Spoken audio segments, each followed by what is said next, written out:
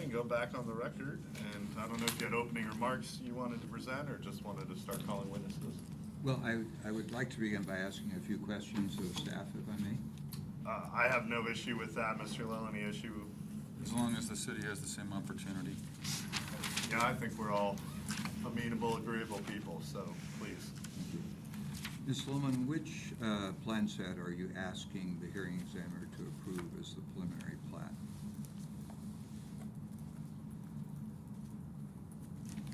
I assume it's the March 19th. March 19? March 2019. March 2019. Is that what your staff report says? Staff report talks about many different sets. Okay. Well, your staff report does not ask the hearing examiner to approve the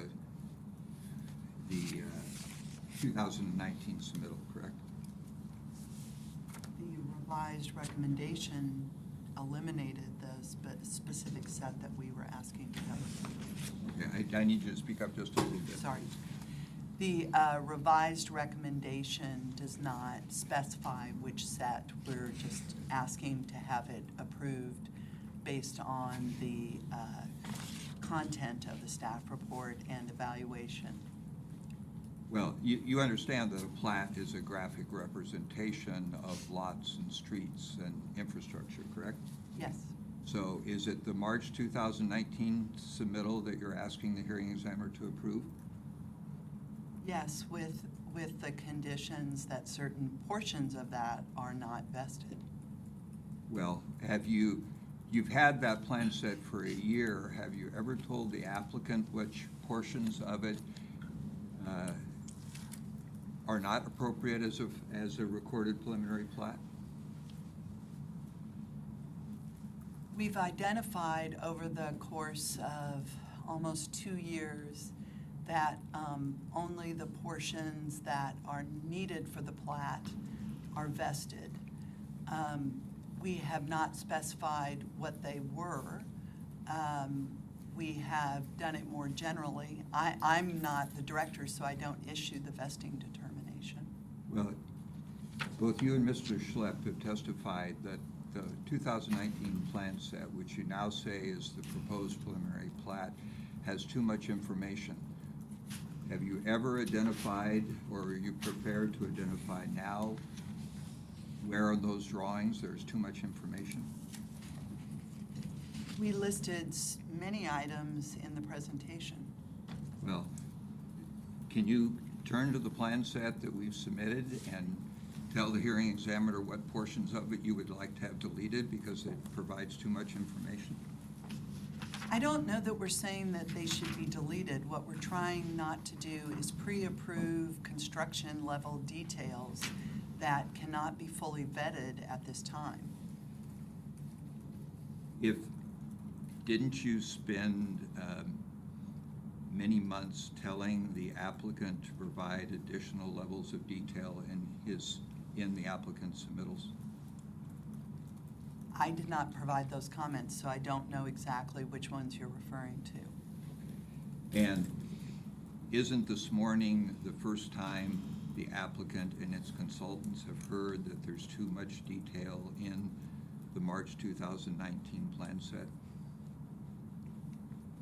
I don't know. I have not reviewed the comments that have been previously issued with that lens. Ms. Lohman, the city has not given the applicant any comments in the past 12 months, has it? No. So, and you're not prepared this morning to turn to the plan set and tell which parts of it provide too much detail? I've said something different than that. Okay. Well, I'm trying to find out what the hearing examiner is being asked to approve by you. And as I understand it, it's the plan set except not the plan set because there's too much detail. So how do we know, how does the applicant know, and how does the hearing examiner know what you are asking to be approved? We specifically identified certain construction level details like cleanouts, saw cuts, street light placement that we do not have sufficient information to review. That information can be very helpful. We're just saying that every construction level piece of information has not been vetted as part of the preliminary plat. Well, Ms. Lohman, the hearing examiner has to approve a preliminary plat or disapprove it. He has to make a decision about a preliminary plat. And I'm trying to find out what that document is. If you think there's too much detail, can't you give it to us, and then we can come back on the second day of this hearing with a preliminary plat that reflects the level of detail that you think is appropriate?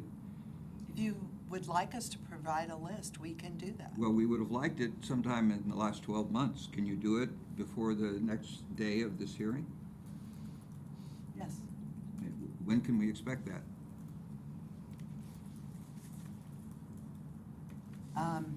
I would need, are you just wanting that list, or do you want to take some action in regard to that list? We would like to present a set of plans to the hearing examiner that we can ask him to approve. And if we can come up with a plan set that the city also approves, that makes his life and ours easier. So I'm asking for help in coming up with a preliminary plat that we can all try and agree upon. Maybe, for me, I guess one thought I had was C-101, for instance, in Exhibit B6, which is the March 5th, 2019 materials, is the drawing that shows building locations, for instance. Is it the city's view that the preliminary plat is, being approved without thought to specific building locations or not? It's a little unclear to me, and I think that's partially what Mr. Schneider's asking about. Is that accurate? Yes. Okay. So I think there are potentially two buckets of information.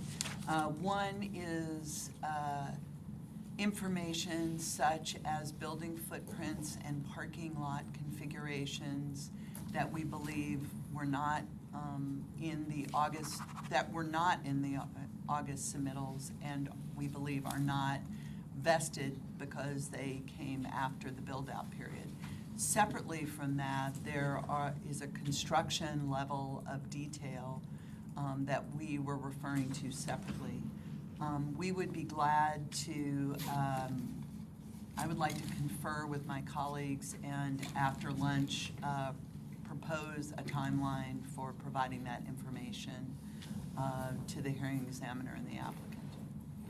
Okay, so I think I understand the idea that ultimately, obviously, there's, other legal proceedings in a different forum that are taking place that could have an impact, and it would certainly be my intent to craft any decision I make with that recognition in mind. But, ultimately, I do need, there are going to be plans associated with any preliminary plat that would serve as the foundation. I recognize, again, it's an iterative process. And so I think that the challenge here is in some instances, the applicant, in responding to requests for more information, has provided information the city has deemed necessary for purposes of preliminary plat review. They've also provided information that the city has essentially said, no, we don't really want that information yet. That level of detail is not what we're looking for, and so ultimately we would need a plan set, ideally, that both parties, can agree upon as to what I am ultimately deciding.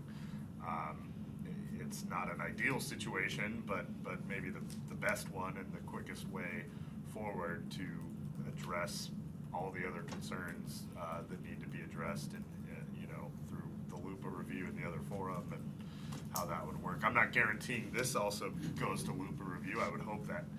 I would never make that guarantee. I don't want that to ever be the case with a decision I write, but I recognize that tangentially this has been going to be involved you know, the legal disputes that are being settled otherwise. So are we on the same page there? The idea that Ms. Loma needs to consult, you know, to get some dates figured out, but the idea would be before we come back here, and I don't recall, when is the second hearing date? The 20th.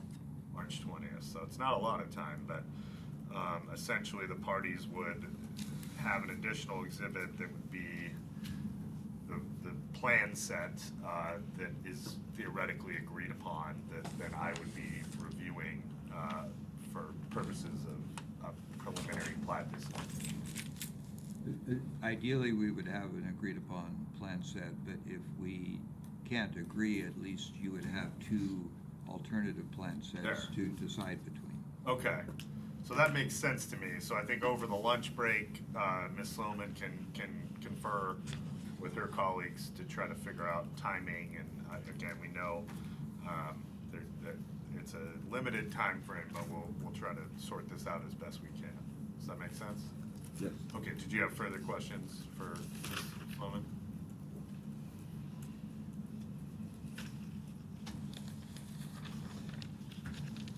Ms. Sloman, have you ever reviewed the plan set that was submitted in March of 2019? Yes. When did you first review it? I don't know. If you felt it had too much detail, why didn't you convey that to the applicant so the applicant could respond before today's hearing?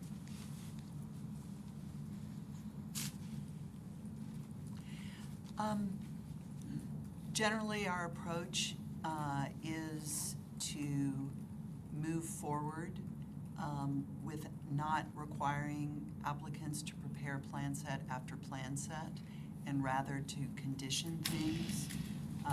And so we carried forward with that approach.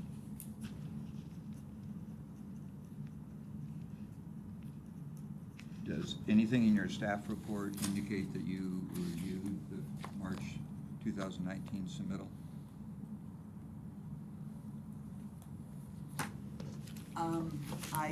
I don't know.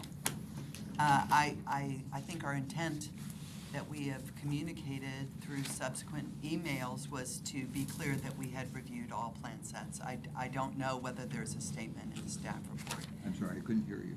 What was your last statement? We have conveyed separately to you by email that we had reviewed all plan sets. I don't know whether there is a specific statement to that effect in the staff report. I would have to review it to know. Well, what email are you referring to? From whom and to whom?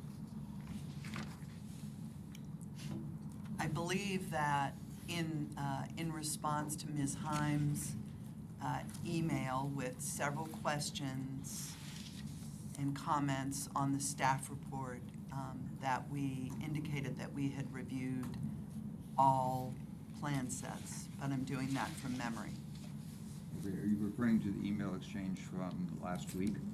I believe so, yes. Okay. And you used we. I'm asking the plural word we. I'm asking whether you have reviewed the March 2019 submittal. And I answered that yes, I had. Okay. And can you turn to it now and identify an example of too much detail in it? I feel like we went down this road less than 5 minutes ago, Mr. Schneider. So I think we have a plan in place. We have a plan in place, Okay. but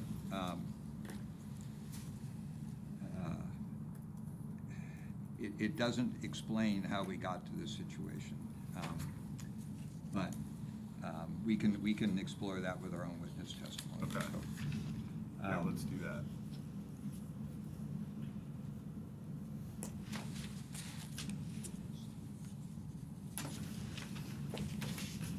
All right, then I think it's time to turn to our presentation. And Mr. Evans, we're going to, as much as possible, treat this as if it were a normal plat application. And Mr. Evans is going to take the lead in the applicant's presentation. I would just request an opportunity to ask a few additional questions as we go, but he will be the lead Okay. on the presentation. Great. So, Mr. Evans, I'm gonna get you sworn in. Do you swear affirm to tell the truth and the testimony you give here today? I do. Thank you for being here, sir. For the benefit of the record, my name is Steve Evans. I'm part of the High Street collection team at Shelter Holdings. My address is 1164 Southeast Fifth Street, Suite 210, Bellevue. In terms of my own background and role, I've been in the development industry some 30 years. And I have been responsible for the creation of some 3,000 lots throughout the Puget Sound region. As the Director of Development at Shelter Holdings, I provide support to the team, both in terms of the selection of professional consultants who will follow me here today, and whom we've worked, and some guidance as the application as it was processed.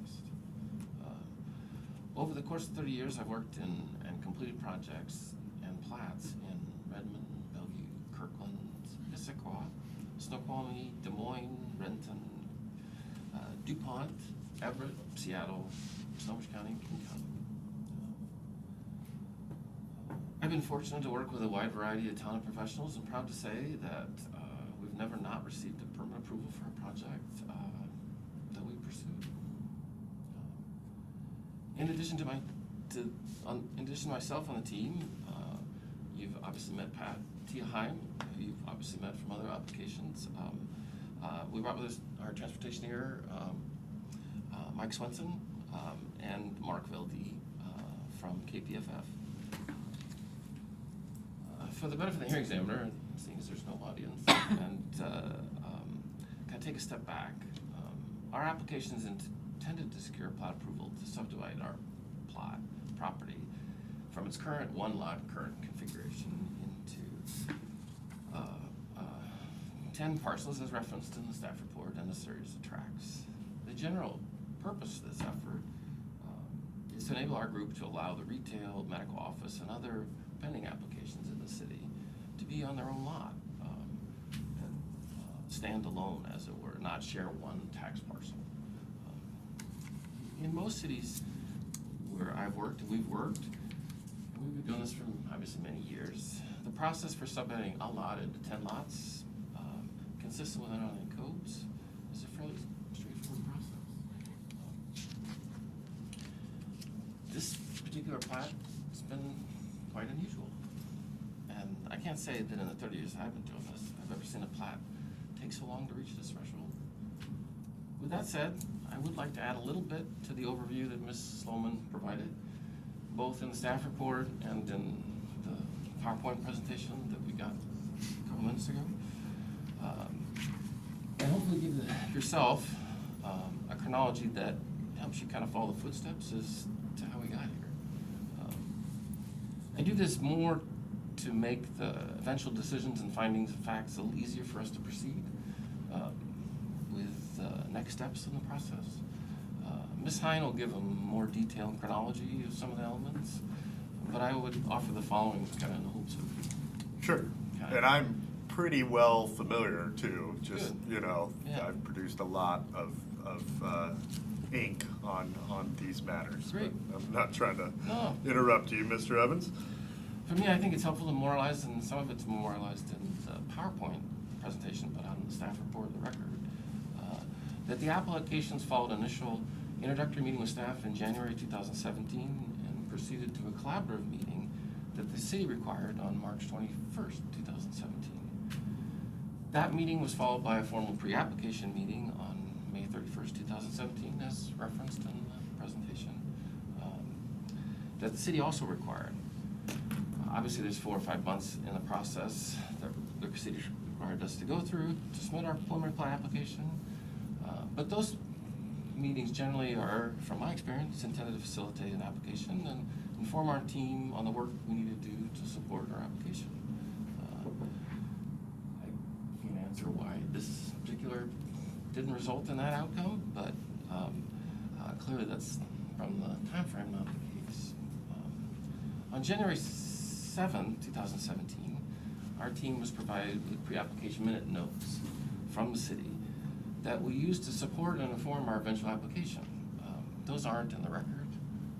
but they were provided to us. In addition, on June 7, 2017, we got good direction from Doug Schlipp in an email on the requirements related to Discovery Drive for stormwater that we provided to Mark Filby. Here, I'm afraid the record gets a little confused from my perspective, but the actual submission that took place on August 1st was done electronically on the city's building permit website, as Lucy mentioned. Many of the cities we work with now take the materials that we submit electronically. With that said, the forms for uploading the materials for a plan aren't usually conducive for a preliminary plat. There are various attendance studies. Mr. Evans, I'm going to stop you for 1 second. Mr. Schneider, is it going to be easier if you hear out of your right ear?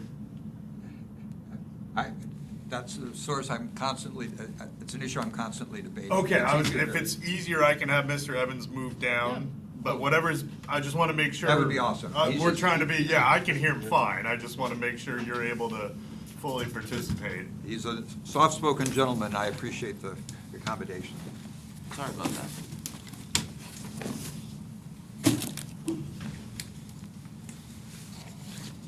My apologies interrupting, Mr. Evans.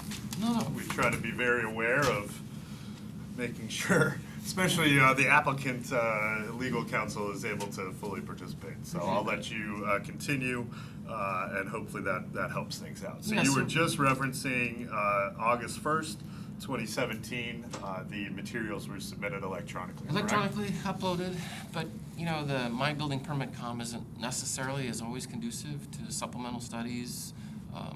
So some of the forms that didn't get uploaded on August 1st, the team went to the city staff to try to submit those forms on hard copy. We got instruction from staff that that couldn't be done and that we should upload it back through My Building Karma and just kind of force the system, which we did. So that information got recognized and memorialized on August 27, 2017. So that was the application. There isn't, in the staff report, there isn't two applications here. There isn't an August 1 and an August 27th. It's just the procedural difficulty associated with loading up all this material. And I'm not saying it was intentional in terms of just that's the procedural of mybuilding.com now and how things work electronically. Following the submission and all the attendant work by our surveyor, Core Design, Transport Group, Mike, and Mark at KPFF, which I'll let them cover a little bit more in their detail. Like a lot of applications in other cities we work, we wait for the city to issue a determination that the application is complete. As Lucy noted in the staff report, that determination was issued on October 7th of 2017 and backdated to August 11th of 2017. I'll let T and Pat cover the importance and significance of that. That's above my pay grade. But with that said, on August 7th, we had evidence after the collaborative meetings, the pre-application meetings, and the notes that we had an application in process and complete. Soon after that, October 17th, we were assigned our application on December 15th, 2017, with modifications related to lot lines. And on December 27th, 2017, the city issued a public notice of application. Obviously, at this point, the team is working towards receiving comments from our staff about our applications with the intent of moving it forward. In early January, in response to the questions on another application, our team was informed that the city was changing the scope of the required transportation analysis to study to support the plat. January 16, 2018, our team met with the city engineer, and we received follow-up email on that meeting regarding the expanse scope of the transportation study. We didn't receive any other plat comments at that time, just essentially direction on transportation. With that direction from staff, Mike Swenson of the Transfer Group began the work, some of the work on February 16, 2016. I'll let Mike walk through the details of that work, but suffice it to say, as generally represented in the staff report, we were asked to evaluate the impact of the full build-out of the allowable development that is noted in the table on the face of the plat. I'm sorry, my eyes are going bad now. The development, which was associated with the property in the development agreement, is allocated on a block-by-block basis that transportation can be evaluated. So essentially, we're doing a higher level of detail associated with the plat. On March 16th, 2018, we received our first formal review comments on the actual plat beyond the traffic comments noted above. Those are noted in an exhibit on the staff report. As is the case with many applications, once we received the comments, we had a number of questions to review and clarifications that we wanted direction from the staff. And on March 29th, the team met with staff to get further clarity on the comments that on a high level were primarily street and utility considerations. The meeting produced another set of comments that the city issued on April 18th, 2018. Usually with written comments and meetings on a 10-lot plat like this, the direction is pretty clear. In most cases where we work, the rules of the road, the standards that we work with are pretty clear. We can confirm the road standards and we design the plat and the eventual improvements to be consistent with the applicable standards. In this case, many of the city's comments and requests did not appear to have a basis in applicable standards. In other words, the city were asking us to modify our plat and provide improvements of analysis that could not find any support in code. We asked the city to provide the code basis for many of these comments, and we also asked them to provide the administrative modifications to the roadway standards throughout Issaquah Highlands. So in addition to the road standards set forth in the appendix, there's also a series of administrative modifications that we asked the city to provide to us so that we could inform our project accordingly. I would say this is usually a simple task. City comments during the review, typically based on applicable codes and administrative modifications, are usually pretty readily accessible.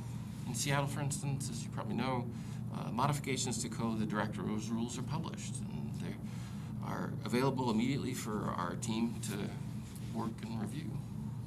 In any event, unfortunately, the city didn't produce the administrative modifications that would be applicable to the property and provide clarity on which their comments were code-based until much later in December of 2018. I'll let Tia cover the record, but suffice to say on December 18, 2018, we finally had enough clarity to address the comments that we had received both on March 16, 2018 and April 18, 2018.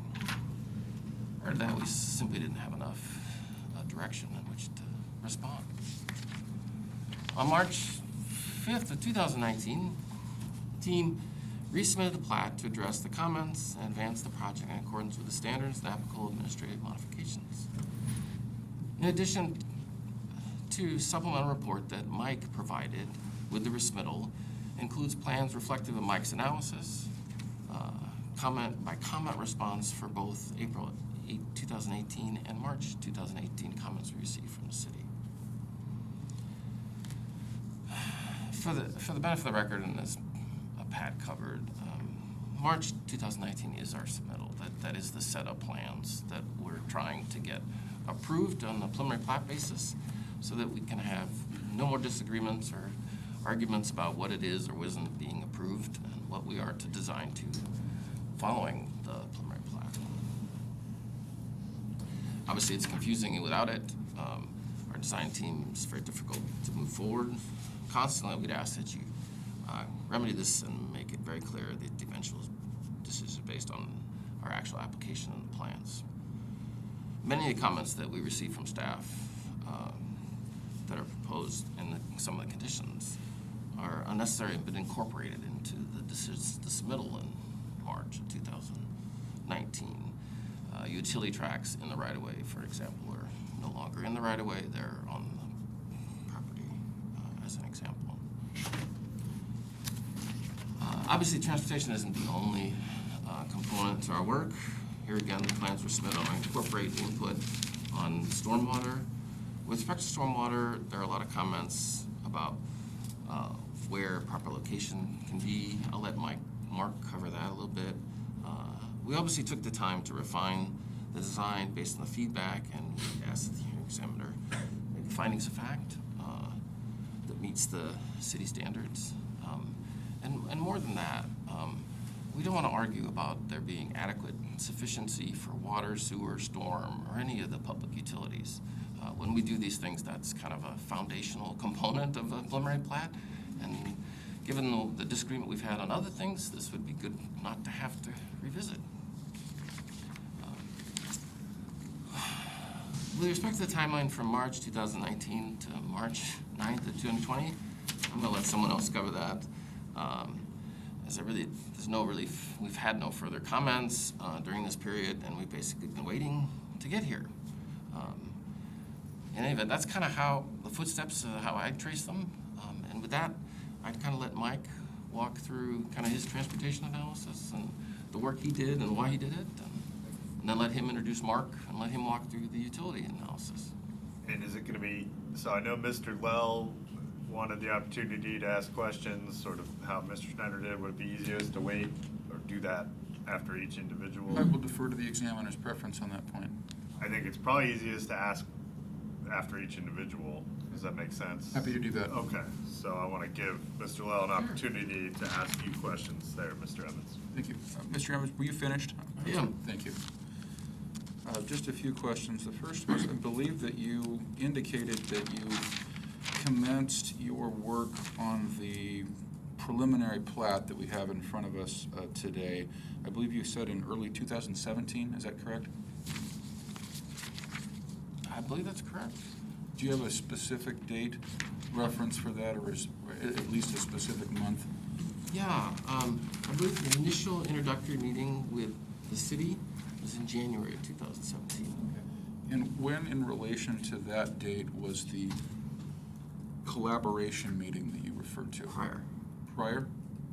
And when was the pre-application meeting that you referred to? Yeah, so the dates, I can run through them pretty quickly. The introduction was in January. The collaborative meeting was March of 21st, 2017.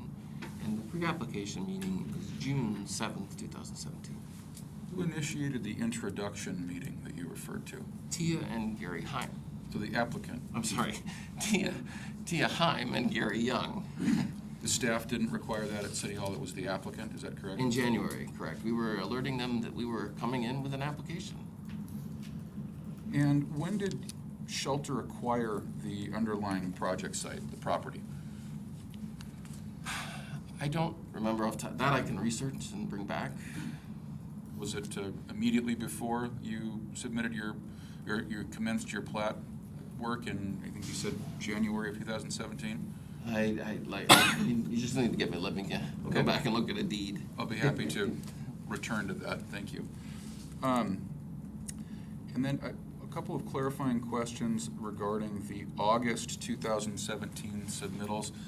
Is it your testimony that the August 28th plat application that was uploaded, I believe you said to mybuildingpermit.com, was identical to the August 1st, 2017 original submittal? August 1st, 2017, the application was loaded up electronically through mybuildingpermit.com. Not all of the material on August 1st, 2017 got uploaded. So our staff went to try to submit in hard copy that material which couldn't be uploaded onto the city's link. We got direction that we couldn't submit the material by hard copy from staff, and were given direction on how to submit the materials that didn't get across the bow on August 1st, and that material got recognized by the staff report and the city on August 27th. That's very helpful. Thank you for that clarification. And I want to go back to one of your earlier comments in your testimony, and I'm paraphrasing here, so please forgive me if I'm getting it slightly wrong. I believe that you said, or words to this effect, that the purpose of the plat was to enable the development of each of Shelter's proposed uses on their own lot. Do you remember that testimony? I do. Could you please restate that? The current lot is one tax lot. Okay? It is beneficial for applications that proceed to stand on their own lot. So rather than operate the whole project as one lot, we endeavored to cut the property into 10 individual lots so that we could allow each particular lot have a specific application. Was that always the applicant's intent, to divide the property into individual lots that would house or otherwise accommodate each of the specific future uses? From August 1, or from January of 2017. Okay, thank you. Did you or Shelter ever attempt to submit a building permit application during that time period? I did not. Thank you. And turning to your December 2017, I believe you referred to it as a supplement that was uploaded, I believe, also to mybuildingpermit.com. Do you remember that testimony? I do. I believe, and I'm paraphrasing here again, that you indicated that the purpose of that December 2017 submittal was to alter the lot lines. Do you remember that testimony? I do. Okay. And is that, in your position, was that the only purpose of that December 2017 submittal? I don't know if I'd say only. What were the other purposes or purpose? At that point, the application was, let me put it this way.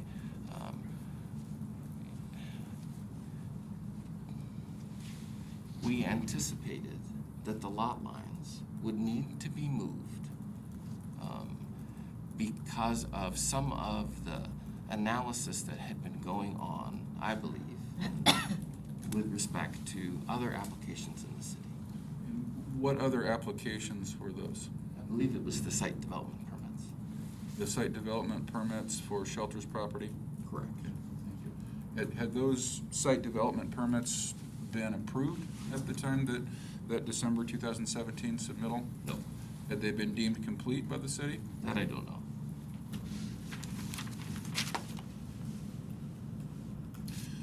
Was there any other content that you're aware of that was depicted on or with the 2017 December submittal that was different than or additional to the original August 2017 I plat believe submittal? there are building footprints shown on that December. And what building footprints were those for? Retail and commercial.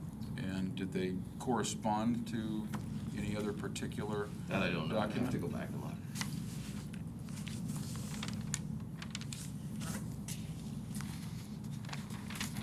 Turning to your testimony concerning your, or Shelter's meeting with the city in March of 2018, do you recall that testimony?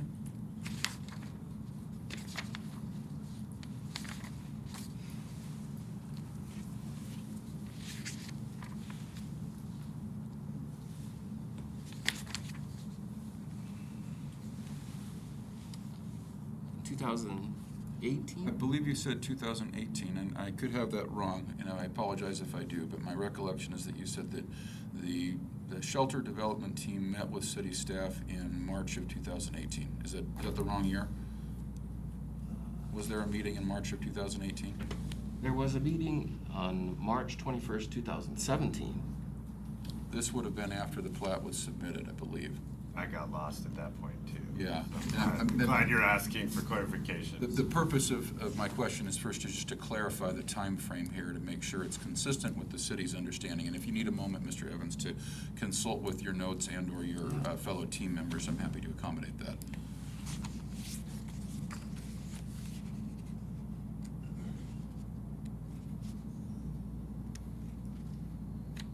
Yes, on March So we received a set of comments on March 16, 2018.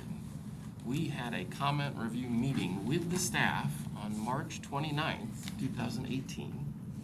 And on April 18th, 2018, we received additional comments. Perfect, that's exactly what I was trying to drill down on. At the March 2018 meeting with staff, can you please describe what comments were either received by city staff or otherwise discussed with city staff in relation to the shelter plat? I can, but I think the exhibit on the March 2019 has a comment-by-comment response to those that we received. And that exhibit number, do we know? So the, if you look in K, Exhibit K, the comments that went out were Exhibit K10.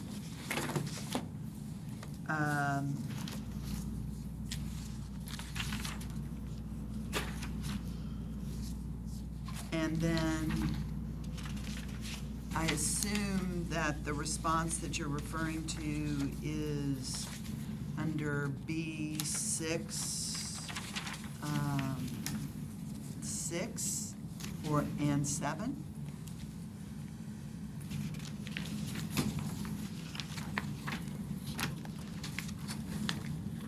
This is just the exact one.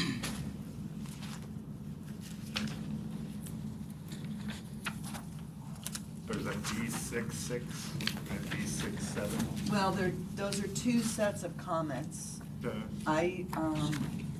B67 is email correspondence responses, and B66 looks like marked up plan responses. And then K10 was marked up, the marked up site plans? Yes. That's applicants, or sorry, the city's annotations on the site plans. Right, and those were shown towards the end of that 10 are all the specific comments and page numbers. So I'm assuming B66 is responding to those. I have B66 in front of me. That is correct. Bingo. This is the March 16th comments, and this is the specific point-by-point response. B6.7 is the point-by-point response for the April comments. And could you summarize in your own words generally the additional comments that you testified to that staff came back with in April following your March meeting?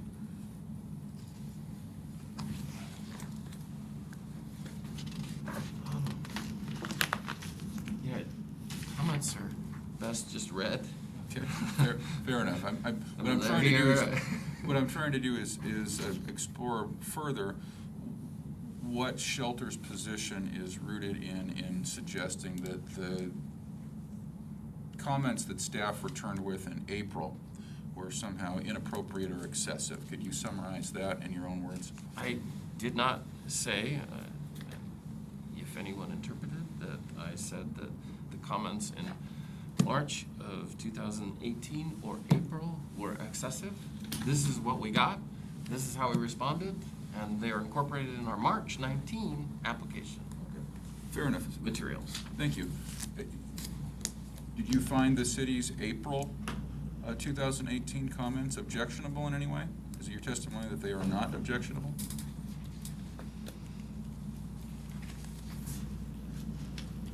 We responded to the comments and incorporated them in our application materials of March 2019. We addressed all of the comments as shown on the Plat materials. We asked that they be approved based on the March 2019 material, incorporating the feedback that we received on those 2 dates. Okay. Thank you. No further questions, Mr. Examiner. Jim? Just one follow-up, Sure. if I may. Mr. Evans, I'm directing your attention to Exhibit K5B. Do you recognize that document?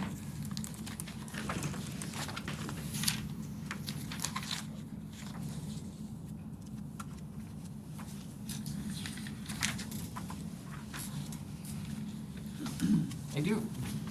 What is it? This is a response and comment response back and forth between the city and our team. And what's the date of that? Well, I can't. There isn't a specific date on the document itself. okay. Can you tell what city comments are, can you tell from the content of the comments whether it's referring to the March and April Yep. comments? These appear to refer to the March and April comments with additional clarity on dates on which the response was received.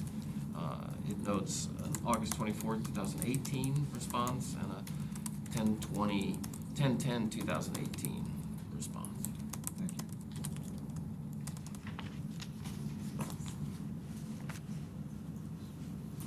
So to be clear, that round of review is after what we were just discussing.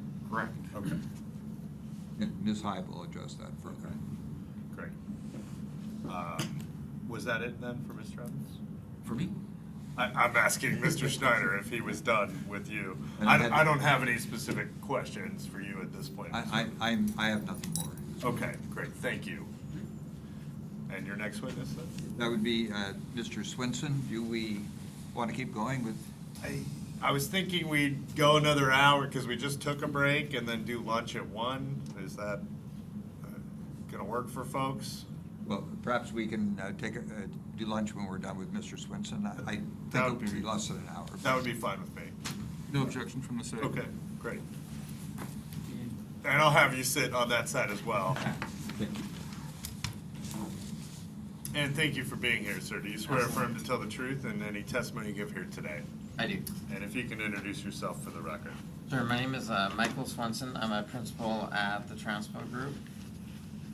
My address is 12131 113th Avenue, Northeast, Suite 203, Kirkland, 98034. And I appreciate it. I actually don't need addresses. I forget to tell people that. But thank you for sharing.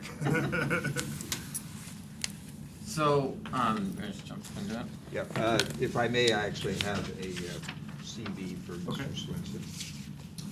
Okay, so let me. I guess we would be on Exhibit W by now, I think.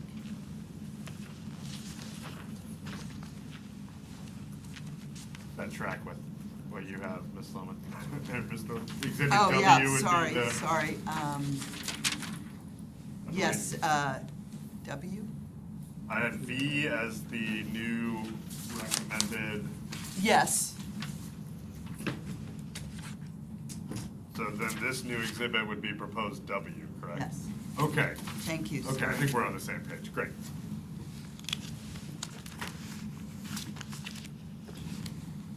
Okay. So I just wanted to briefly touch on a little more background as Mr. Evans had mentioned, just in terms of the material that we've submitted. Our involvement, my involvement in work in the Highlands dates back over 10 years ago, with some of the original work that's been done up there for the retail components.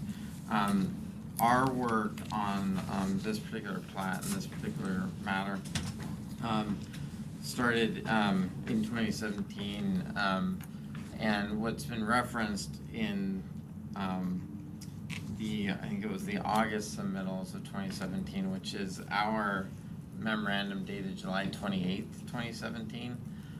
That was a technical memo that was prepared based on conversations with Dan Irvin, who was the city reviewer at the time, to address the plat application. And in that analysis, it looked at the overall full build-out of the allowable development, and kind of referred back to and referenced the EIS for that underlying approvals. So that's the original work that we've done for the plat. the, in that 2017, July 2017 memo, should also note that we also had started to identify a configuration of Discovery Drive. As in that discussion with Dan Irvin, that was part of the main driver because the underlying entitlement was addressed in the EIS. So this analysis was really focused on kind of that Discovery Drive configuration. In February, the memo that we prepared in February 6th, 2018, that memo was created based on some comments received from the city based on the SDP application for a medical office building.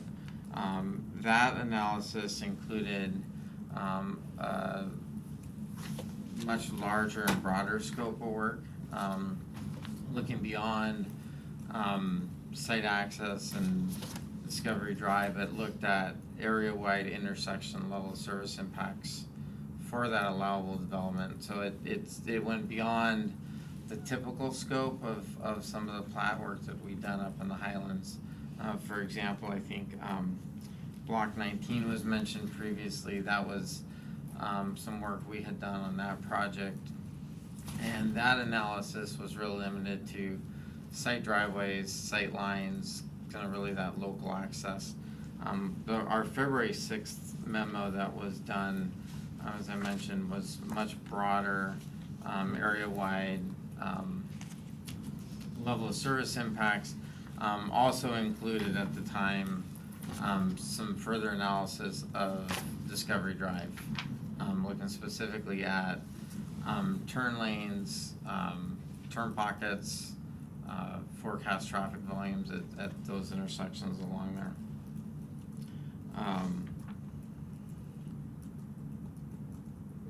That memorandum was reviewed by the city, and then in March 4th, 2019, our memo was dated March 4th, 2019. I think it was submitted March 5th, 2019, as referenced in the staff report. That analysis and documentation responded to the city comments that they had on the February 6th memorandum,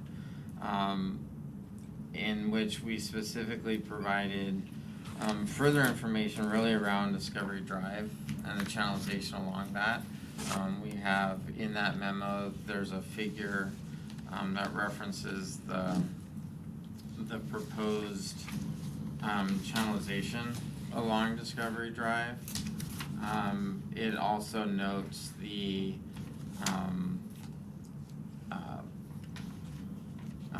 95th percentile queuing at the intersections along Discovery Drive, and provides the ADT along each of those sections as well.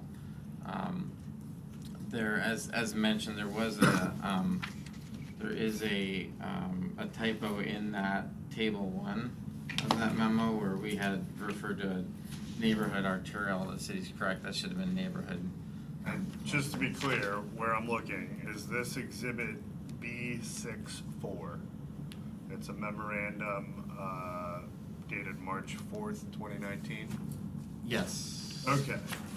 So Maybe you I said it. let me double. Yeah, I It's just correct, want to but make let sure I'm me- looking at the right thing. Yeah, I mean, Okay, so you referenced table 1, and there was a correction that needed to be made, or a mistake that was spotted, and that was the reference to minor arterial, or am I the missing? neighborhood arterial, Should have been what? neighborhood collector. Collector, okay. Yes. And based on the ADT and considering the different classifications along those segments of Discovery Drive, in figure 1 of that memo, we've outlined or provided what that recommended proposed channelization would be along Discovery Drive.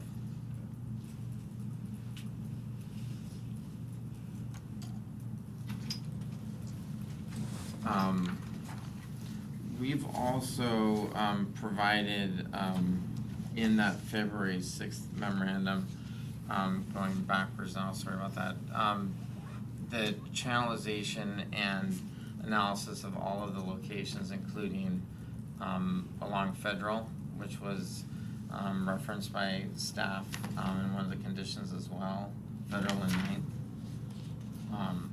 That information has also been presented in terms of traffic volumes. What's that? What's the reference to February?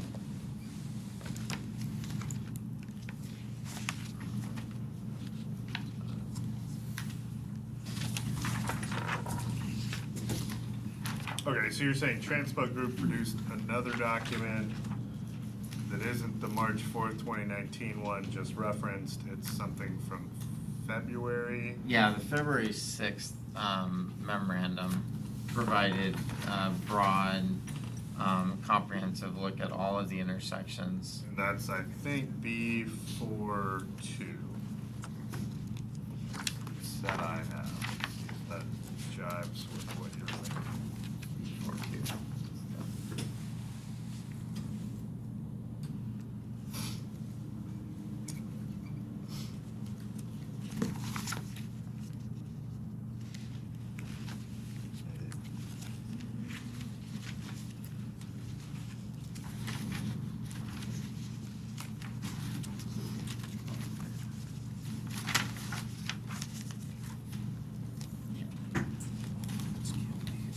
Yeah, that's correct. That's right, okay. Yeah.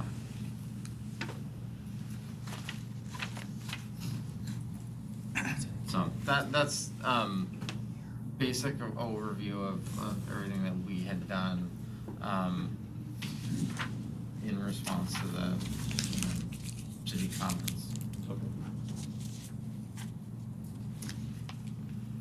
Do you have questions, Mr. Schneider? Yes, thank Okay. you. Mr. Swenson, I think you said you had done work in the Highlands for 10 years, more or less? Yeah. So, there's, as we know, it's now been made an exhibit, there was an EIS done for the Highlands that addressed traffic along with all the other impacts. Right.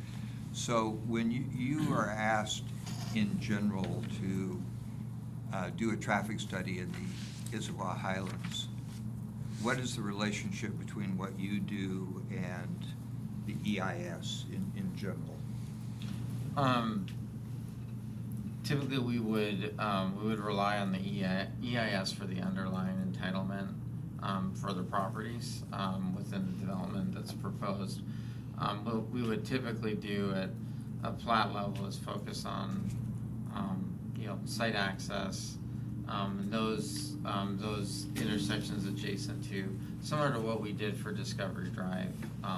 It would be focused more on driveways, sight lines, things that would support the SDP process and the local design.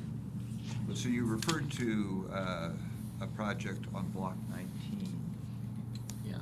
So how would you compare the level of detail and analysis that you did for Block 19 as opposed to what the city asked you to do for this plat? I think it's best shown in the February 6th memorandum, where we looked at kind of the comprehensive review of the broader study area. That would not typically be done. We would be relying on the EIS for that. And did the city explain why it wanted you to do that analysis for this plat? I don't recall the specific reason. And just a point of clarification for me, when we're saying EIS, we mean the final, the FEIS is what I would call it. Yes. Is that right? Yeah, the underlying Okay. draft EIS, final Yeah, EIS. that's just want to be sure we're all Yep. talking about Yeah, the same thank you. thing. So,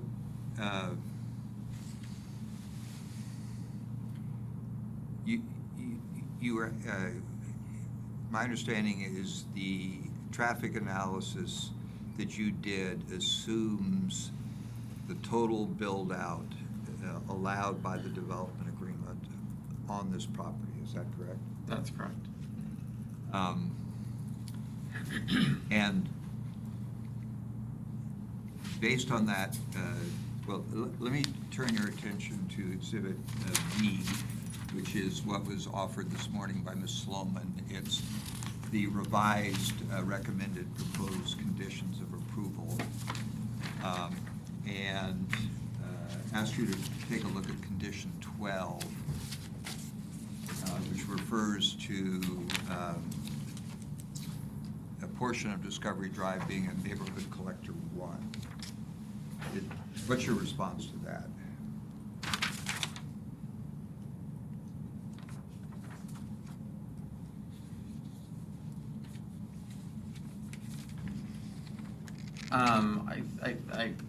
I mentioned the correction in our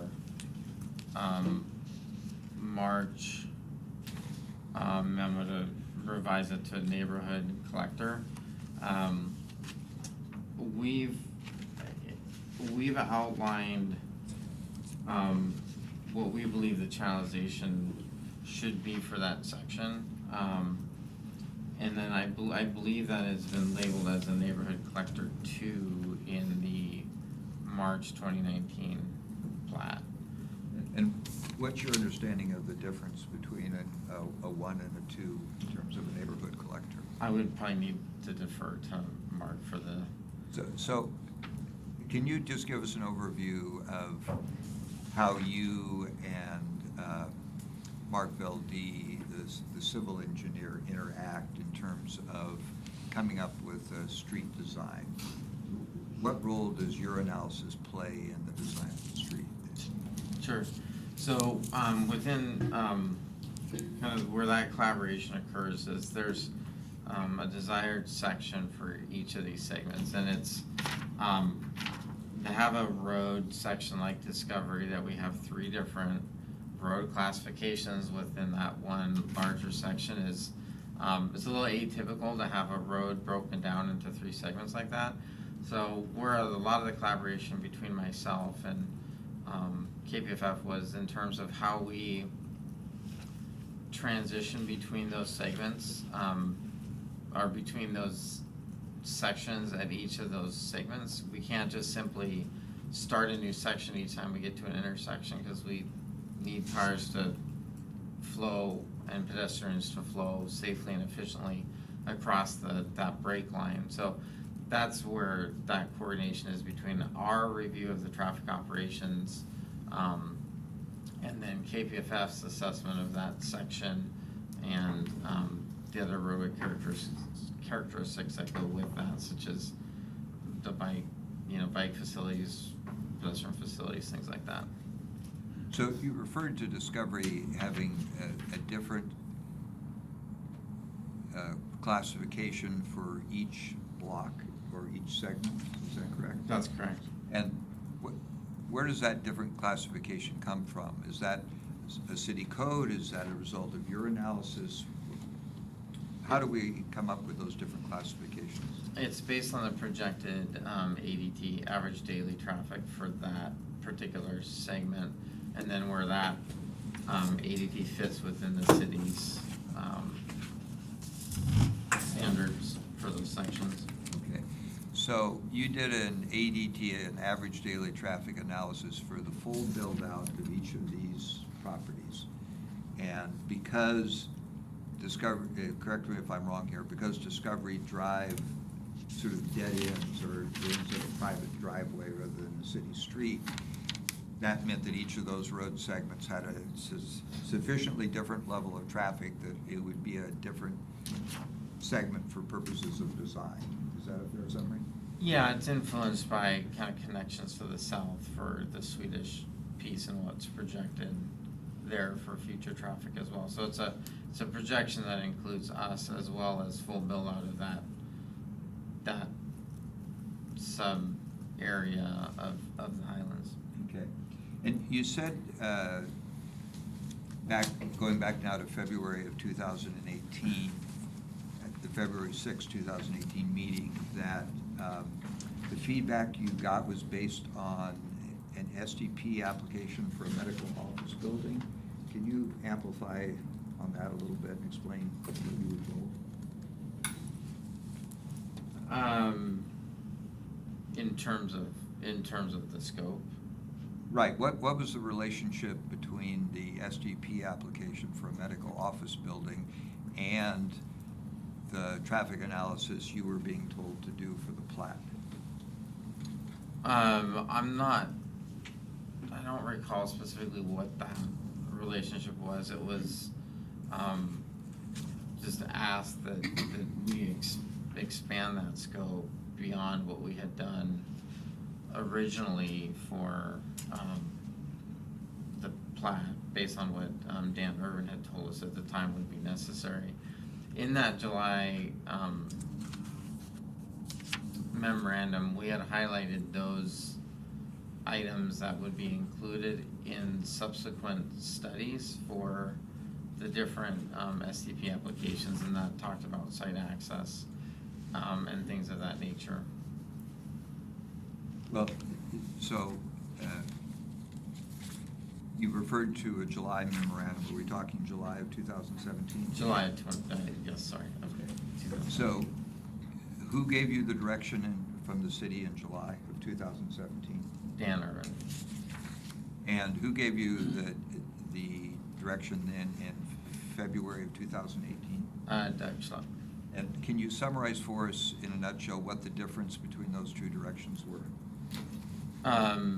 The primary difference was based on the inclusion of that broader cumulative level of service analysis within the Highlands area. So it included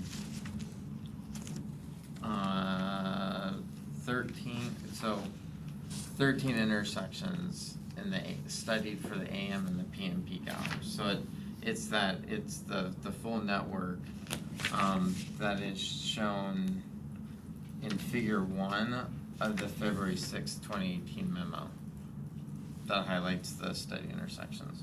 So, and if you can't explain this, just say so, but since you were asked by Mr. Schlepp to do an analysis based on full build-out, but there was some reference to the medical office building, which represents less than full build-out. So what's the relationship between the application that was pending for medical office building and the analysis you did of the Plat, to the extent that you can recall it being explained?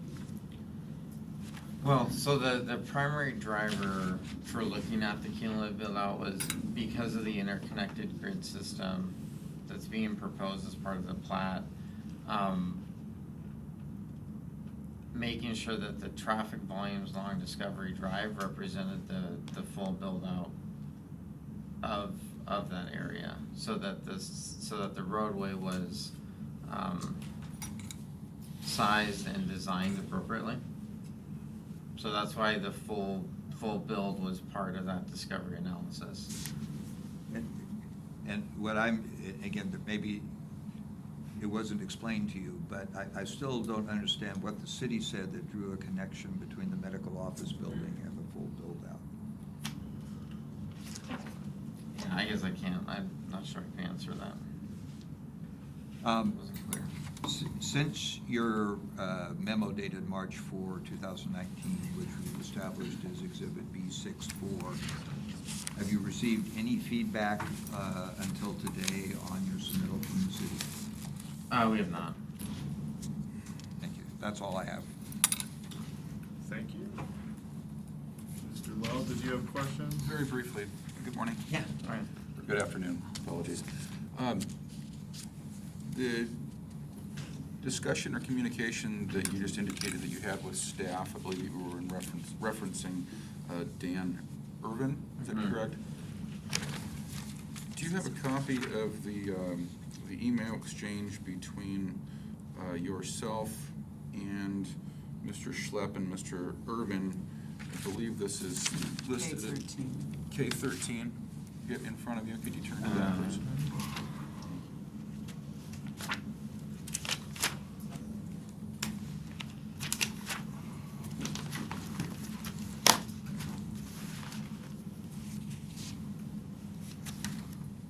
Okay.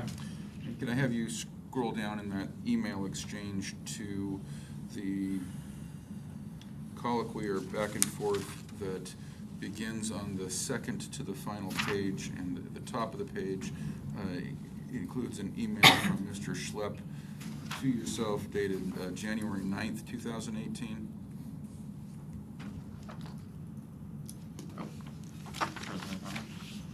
I think you're looking at it right there. This one? Yes. The traffic capacity? Are you familiar with that? Yeah, Is, yeah. is this the back and forth that you were just discussing in your testimony? Yeah, this is what created the scope of the February submittal that we prepared. Just to clarify, that what created the scope that you're referring to is the emails between yourself and Mr. Schlepp on this page. Yes, and then we had a coordination meeting as well that I think is referenced in the January 16th email from Mr. Schlepp. Okay, thank you. Could you then turn your attention, please, to your July 28th, 2017 traffic memorandum or transportation memorandum? I believe it's set forth as an exhibit to the staff report at Exhibit B 1.4. I'm not sure. What? How are these labeled?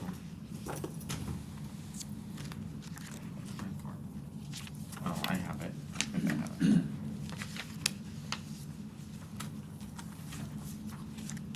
I have it here. Yeah, I've got a copy here. I'm not sure what's out in the binder. But Thank I you. have- I think that you characterized this document in your testimony as your first traffic memorandum, or words to that effect. Do you recall that characterization for purposes of this plat? I believe this was, I believe this was the first one. Does that first memo, the one that was dated July 28, 2017, identify street classifications? It does not. It identifies the configuration of Discovery Drive.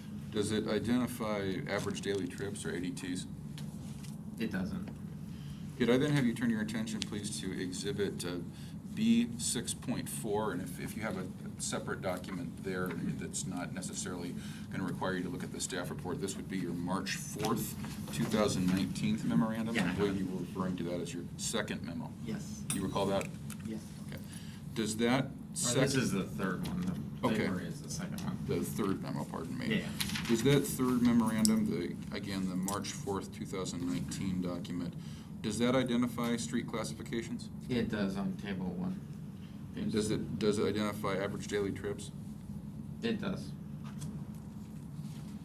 You recall the testimony concerning the Westridge matter? In regards Your testimony? to Westridge matter.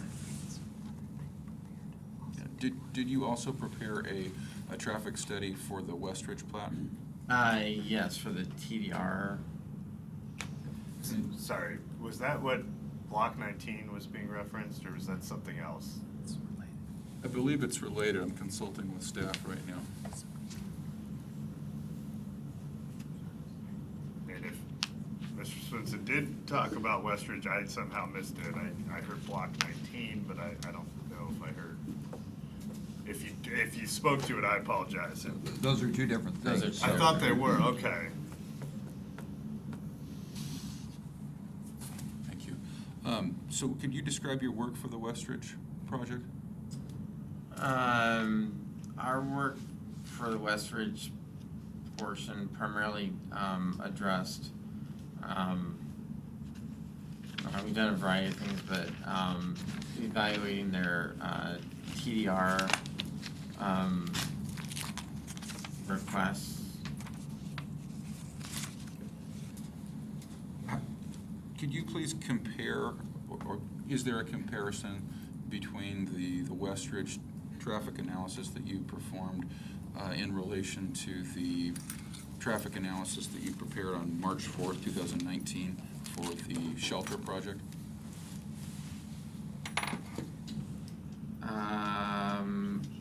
There's elements that are similar. I haven't looked at the TDR analysis for a while, so I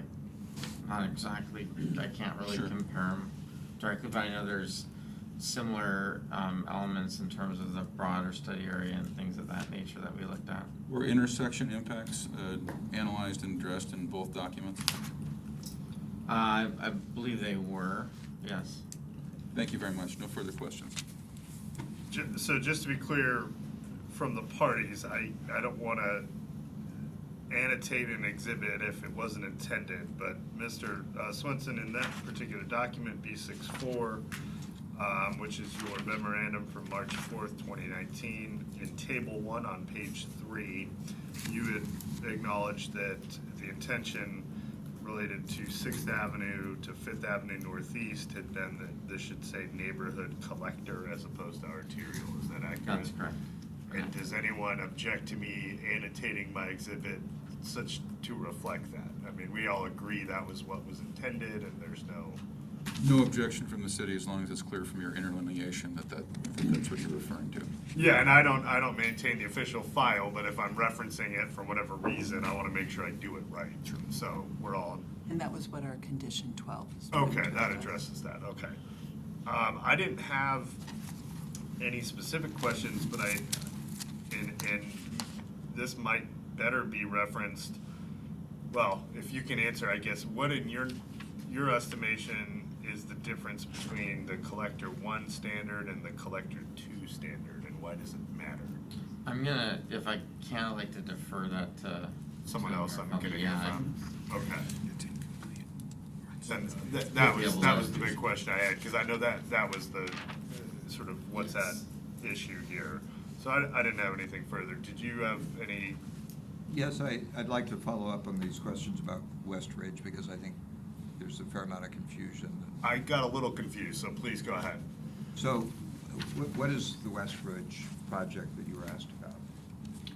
It's the residential land uses that are located west of and north of our proposed plan, if I'm understanding it correctly.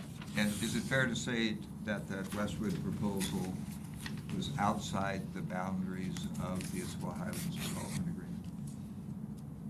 As I understand it, yes. So the EIS for the Issaquah Highlands Development Agreement, as far as you know, did not analyze the build-out or the development of that property, the Westridge property. I'd have to look, I'm sorry, to state with certainty. It's been a while since I've looked at the boundaries of it. And we talked about TDRs. What are TDRs?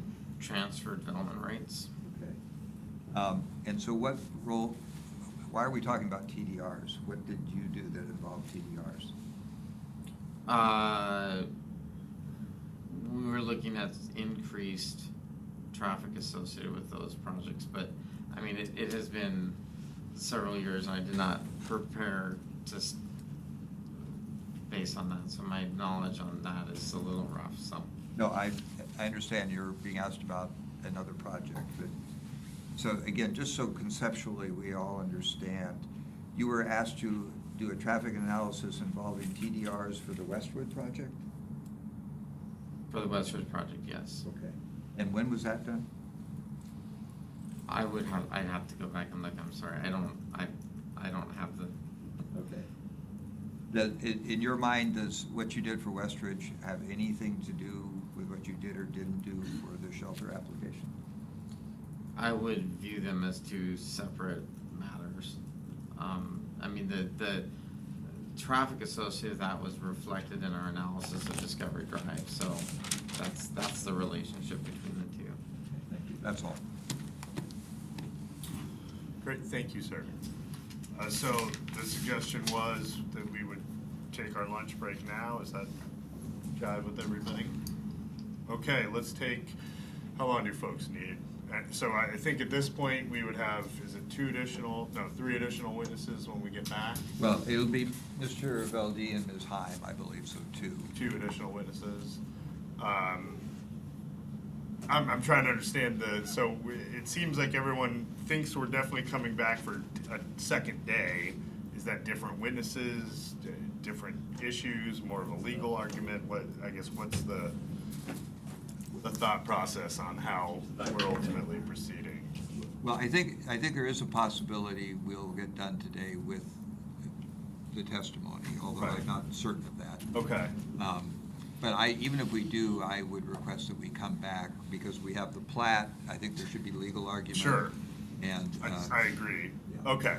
So, thoughts, Mr. Lau? It makes sense to me. I concur in Mr. Snyder's comments. We are anticipating, if nothing else, to have the revised or agreed upon Yep. plat document at issue on the 20th, and also the city intends to bring it, whatever rebuttal case it might, based on today's testimony. Right, okay. So, what's a reasonable amount of time then for folks to take a lunch?